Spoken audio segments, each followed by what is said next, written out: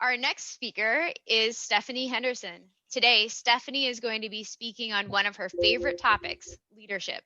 She originally gave this speech as a guest in another Toastmasters group and is looking forward to using what she learned from that experience. She will challenge each of us to think about our potential as leaders and role models in her speech, A Call to Leadership. Welcome, Stephanie. So, what does it take to be a truly great leader? The leaders that stand the test of time are the people that leave the deepest heartfelt legacy. They are a step above, having an almost otherworldly ability to create ripples and that continue long after they have moved on from this world. Today, we are going to climb a 5-rung ladder of leaders, humans that demand more from the people around them and demand more of themselves. I challenge you to look at your own choices and mindset and see how high you can climb.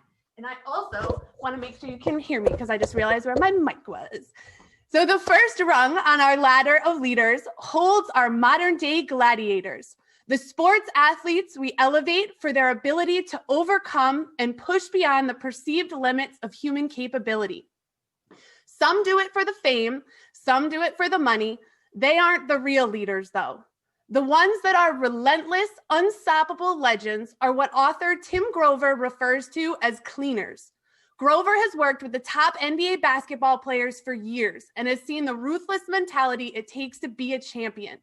He identified 3 types of professional players. Coolers are careful, wait to be told, follow directions, and are good enough. Closers get the job done when the game is on the line. They take the risks when the chances of success are high, and when they do a good job, they're sure to pat themselves on the back. Cleaners step up every single time. They are addicted to success. Grover said Kobe was all about action, not words. There was a job to do, and the results were all that mattered. Charles Barkley hated training, hated it, but he loved the result, and he knew the grind that it took to get there. When Michael Jordan won his 4th championship, he held up 5 fingers. At number 5, 6 fingers. Done. Next. Which are you? Are you a cooler that does enough? Are you a closer that can step in and take the spotlight when we need a hero? Or are you a cleaner that shows up locked and loaded, treating every day like the championship is on the line? The next step is the business leaders. Good to Great by Jim Collins is considered to be the business Bible. He spent years researching and hyper-analyzing hard data from hundreds of businesses to determine what makes a truly great company. Among other factors, every great company had what Collins referred to as a level 5 leader. These leaders excel in window and mirror maturity. They look in the mirror when things go awry, taking extreme ownership of mistakes. And they look out the window when things go well, pointing to the talents and successes of others. It's about their team, their company, and the greater good of the service they're providing. When your life is going well, who do you thank? Do you pat yourself on the back in the mirror, or do you look out the window and thank the people that helped you succeed? When things start falling apart, when the plan stops working, do you point fingers at those around you? Or do you look at yourself in the mirror and take 100% responsibility for the outcome and learning from the experience? Now we step up another rung to the greatest gladiatorial arena, politics. In times of great crisis, the Aureliuses and Churchills and Lincolns continue to be a beacon of hope and comfort long after they are gone. These great leaders have one impact in common. They spoke to unite and encourage their nations to come together as a whole. Aurelius said, "We are born to work together like feet, hands, and eyes." Churchill called to his nation, "If we are together, nothing is impossible." Lincoln stood for unity, saying the strongest bond of human sympathy would be one uniting working people of all nations and tongues and kindreds. Their messages were of coming together, of facing our differences and doing the hard work of listening to and learning from each other. When your team, your family, your community are struggling, what voice do you share? Do you add to the din, or do you offer positivity, compassion, and kindness? As we ascend another rung, almost to the top now, We find the leaders that rise not by choice, but by an intense calling and need.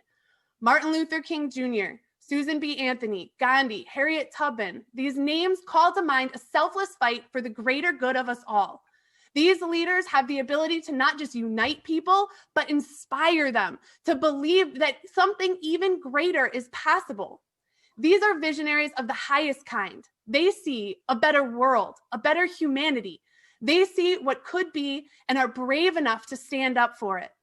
Life is not easy. We can get pulled into the trap of simply trying to bear up under the minutia of the day-to-day. But you have gifts, wonderful gifts and experiences that will help make the world a better place. Your perspectives, your experiences are unique. The wisdom you've earned from a lifetime of being human is unique.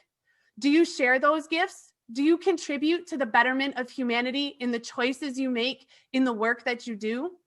I hope you do. No one else can teach us what you can.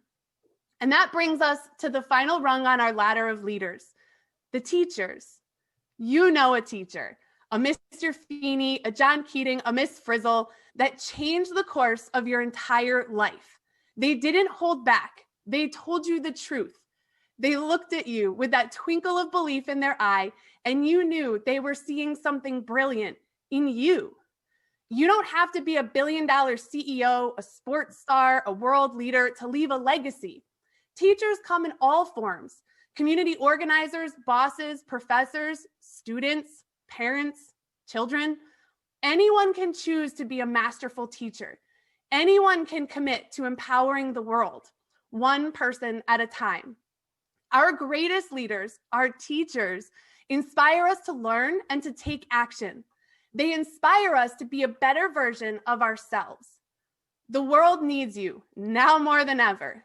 We need the you that thinks and listens. We need the you that is willing to share the earned wisdom of your journey through life. You are an inspiration. You can choose to be a leader. You can be the pebble that sends ripples of light through the lives of those around you. Who will you choose to be today? Thank you, Toastmaster. Back to you.